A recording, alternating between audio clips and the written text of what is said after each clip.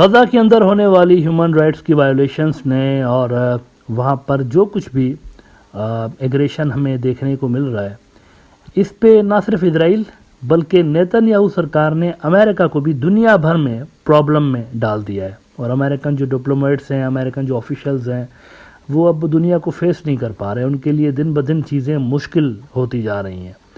انور ابراہیم جو کہ ملائیشیا کے ہیڈ آف دا اسٹیٹ ہیں، انور ابراہیم صاحب جو ہیں، ان کی ایک میٹنگ ہوئی، اور وہ جو میٹنگ تھی وہ ہوئی اینتھنی بلنکن کے ساتھ اور امریکن جو پریزیڈنٹ ہے جو بائیڈن صاحب۔ اب اس میٹنگ کے کچھ جو کلپس ہیں وہ اس وقت پوری دنیا میں وائرل ہیں۔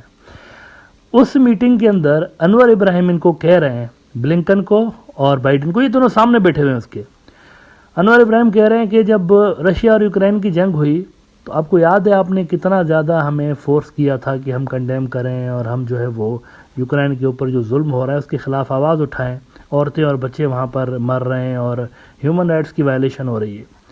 لیکن اب جب غزہ میں وہی کچھ ہو رہا ہے بلکہ اس سے بھی بدتر ہو رہا ہے تو آپ تو چپ کر کے بیٹھے ہوئے ہیں، امریکہ اور ویسٹ والے آپ تو چپ کر کے بیٹھے ہوئے ہیں۔ تو یہ تو کوئی مناسب بات نہیں ہے۔ انہوں نے ان کو ایک طرح سے اگر آپ کھلی بھاشا میں بولیں نا تو شرم دلانے کی کوشش کی۔ اچھا بائیڈن سن رہا تھا اس کو بیٹھے وہاں پہ۔ دوسری ایک بڑی چیز یہ ہو گئی ہے امریکہ کے خلاف، زبردوس ٹوٹل زبردوس ہو گیا ہے۔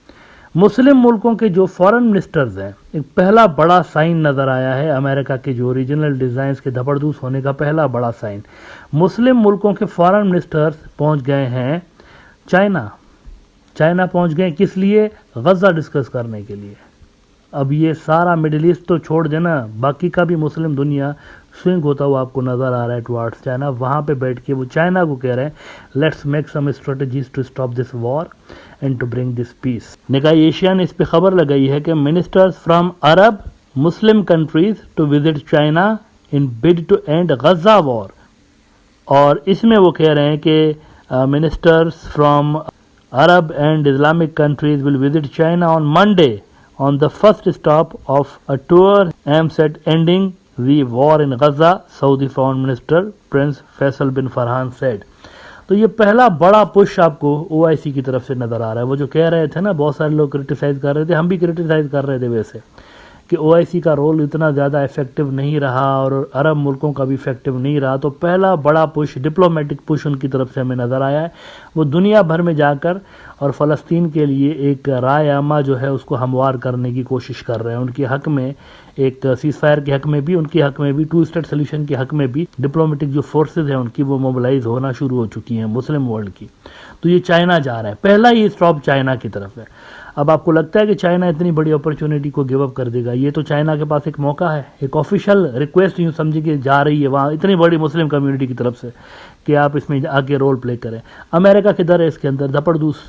امریکہ پہ اتنے عرصے تک انہوں نے امریکہ کے اوپر ہی ریلائی کیا۔ یہ جو ویٹ کر رہے تھے نا کافی دنوں سے لے کے، بیسیکلی وہ امریکہ کو ٹائم دے رہے تھے۔ بلنکن ہو یا پھر ان کا جو ڈیفنس سیکریٹری آسٹن لائیڈ ہو یا بائیڈن خود، انہوں نے تابڑ توڑ دورے کیے تھے مڈل ایسٹ کے۔ آپ کو یاد ہوگا گزشتہ مہینے ایک کے بعد ایک ٹاپ امریکن آفیشل یہاں پر آ رہا تھا۔ کئی بار تو بلنکن خود آیا یہاں پہ مڈل ایسٹ کے اندر، لیکن دال نہیں گلی، کچھ بھی نہیں ہوا۔ الٹا ان کے اسٹیٹمنٹس دیکھیں، نہیں ان کو حق پہنچتا ہے یہ سارا کچھ کریں، اس طرح کے اسٹیٹمنٹس ان کے آ رہے تھے۔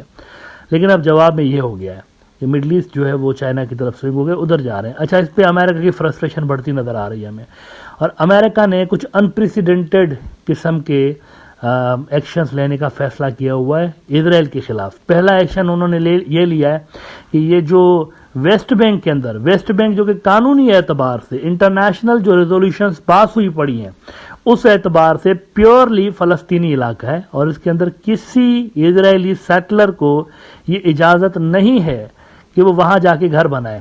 ویسٹ بینک کے اندر نہیں ہے اجازت، یہ پیورلی فلسطینیوں کا علاقہ ہے۔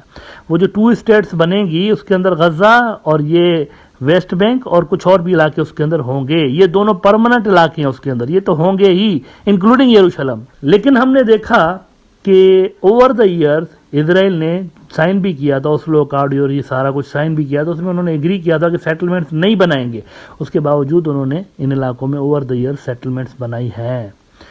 اور خاص طور پر یہ جو آئے ہیں، یہ والی موجودہ جو گورنمنٹ آئی وہاں پر نیتن یاہو اور اتمر بن گویر جیسے زائنسٹ جو آ گئے وہاں پہ، تو اس کے بعد جو سلسلہ یہ جو تھا گھر بنانے کا، سیٹلمنٹس، کالونیاں بنانے کا، قبضہ کرنے، وہ تو تیز ہو گیا مزید.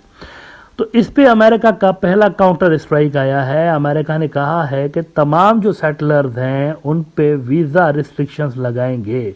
جو وہاں پر ہوگا ویزا ریسٹرکشن اس کے اوپر امریکہ لگا دے گا. یہ بہت بڑی خبر آ رہی ہے سامنے. ہارڈز رپورٹ کر رہا ہے کہ U S prepared to issue visa bans on Israeli extremists attacking Palestinians in West Bank, Biden says. Attack والے بھی ہیں اس کے اندر اور بہت سارے اس میں وہ ہیں اصل میں جو کہ وہاں رہتے ہیں ویسٹ بینک کے اندر. The move which President Biden revealed in a Washington Post op-ed is the most significant punitive measure taken by his administration toward Israel since assuming power. US President Joe Biden said on Saturday the US would begin issuing visa bans on extremist Israeli settlers committing violence against Palestinians in the West Bank. تو انہوں نے کہا کہ آپ جو ہے یہاں پہ نہیں آ سکتے امریکہ. اچھا یہ سگنیفیکنٹ اس حوالے سے بھی ہے کہ اس کو فالو کیا جائے گا. صرف امریکہ نہیں ایشو کرے گا ویزا بین، باقی کے بھی جو ویسٹرن ممالک ہیں وہ ویزا بینس ایشو کریں گے، فالو کرتے ہیں امریکہ کو. تو ان کے لیے بڑا مسئلہ ہو جائے گا جو ڈیول سٹیزنس ہیں. بہت بڑی تعداد میں اسرائیلی ایسے ہیں جو کہ ڈیول سٹیزنس ہیں، ان کے لیے پرابلم یہاں پر کریٹ ہو گیا.